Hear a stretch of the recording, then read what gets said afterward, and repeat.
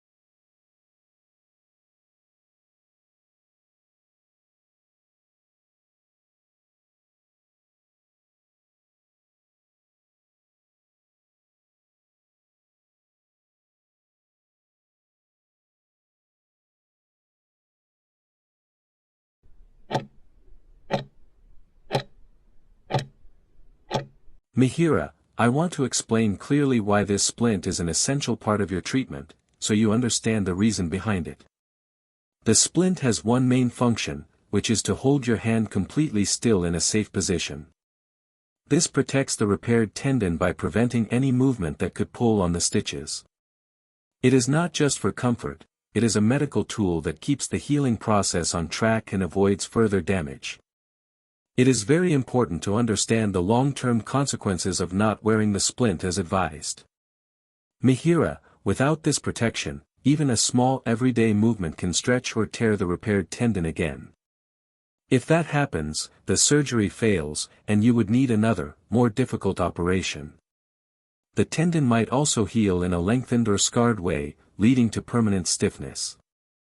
Over time, this would severely impair your hand function, making simple tasks like gripping, holding objects, or dressing yourself very difficult.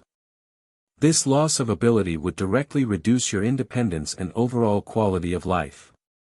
Wearing the splint now is the key step to avoiding these permanent problems and ensuring your hand heals properly.